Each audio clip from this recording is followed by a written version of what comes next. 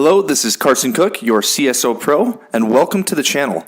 Don't forget to hit the subscribe button and turn on the notification bell so that you won't miss any of our future uploads. Enjoy the video. Hello, good morning or afternoon, wherever you are, and welcome back to the CSO Pro. Again, my name is Carson Cook, and today we're going to be talking about a very important topic, one that I love to train on and talk about a lot, is the introduction part to the steps to the sale. Now, every single company has their version of the steps to the sale, and generally the very first part of every steps to the sale is always going to be what we call the introduction. Now, the introduction and the steps to the sale, guys, is very important to me. It's a very good part to communication and understanding how you would go through the steps to the sale, and it's probably one of the most important steps. And most sales professionals just kind of overlook this step. They don't understand why they're good at sales. You have a lot of people, like friends or family, that say, hey, you communicate really well, you're awesome, you should go into sales, you'd be really good at this.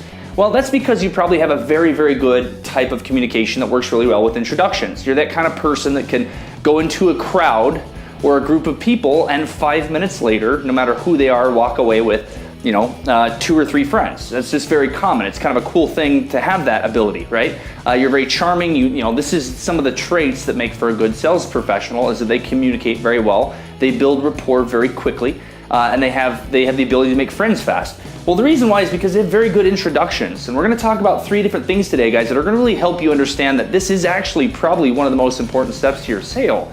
It's overlooked a lot by a lot of sales professionals. You say, oh, good introduction is good, I can make up for it later, but the problem is you can't, okay? And that huge important step is that first 7-second bias, and we'll talk about that. This is probably, like I said, guys, one of the most important steps of the sale. So these 3 things we're going to talk about.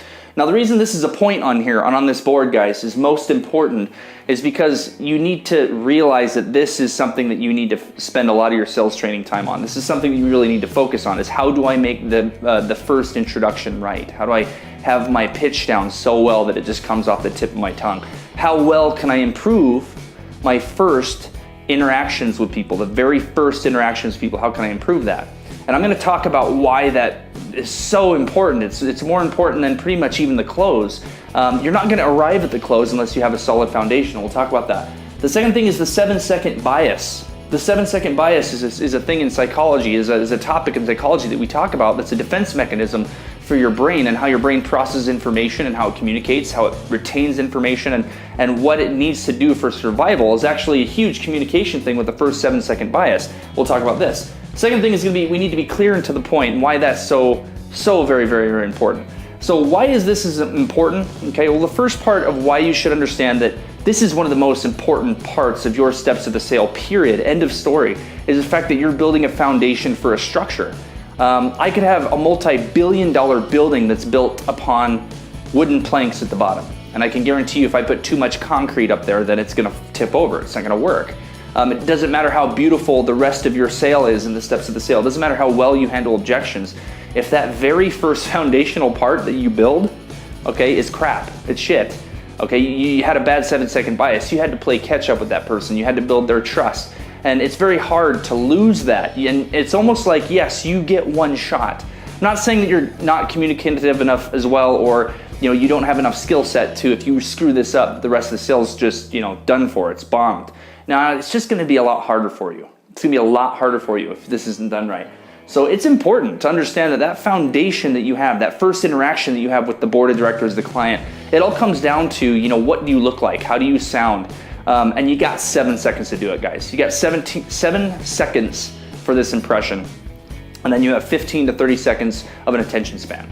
Okay, and we'll talk about that. The 7-second bias. Now, why is this so important? This is because that every single decision that they're going to make in that sale, whether it's logical or emotional, or kinesthetic, so they feel that emotion, it's all going to be based off of that first 7-second bias that they have of you within the first 7 seconds of that introduction. And I'll give you a good example. Okay, so pretend I am meeting a group of friends and I'm with a friend named John, and I decide to meet someone named Harry. So I'm with John and I'm talking with John. So I'm like, hey John, blah blah blah, and he says, oh Carson, by the way, this is Harry. And I go, oh hey Harry, how you doing? Anyway, John, blah blah blah, and I ignore Harry. Okay, that's a very negative 7-second bias. So let's say now I kind of get to know Harry over the night, and the first thing that Harry says, wow, that was really rude. Carson was an asshole, Jesus. He's just he's an asshole, right? So now we become good friends, and then I do something a year and a half later to detriment the relationship between me and Harry. Okay, so Harry now and I are friends. I might lose that relationship because Harry's gonna say, you know what? Well, Carson was always an asshole. He just always was a dick. From the day I met him, he was a dick. That's what he's gonna say. Now, if he says, if I'm talking with John, same scenario. I'm talking with John, and John goes, oh, Carson, by the way, hold on, I don't want to interrupt you, but this is Harry. And I go, oh, okay, hold on. Hey, Harry, how you doing? Yeah, it's a pleasure to meet you. So you know John? Oh yeah, great. So it seems like we've known each other for a long time, blah, blah, whatever. Now we become good friends. That was a very good 7-second bias. He actually likes me. Now we get along. So a year later, 2 years later, like I said before, I do the same thing to detriment that relationship. Okay? What's he gonna do now? He's gonna say, well, I'm gonna give him a second chance. Carson's always been a nice guy. We're still friends. We'll make it up. We'll figure it out. But you have to think about that whole decision-making process, everything was leading up to it, of course.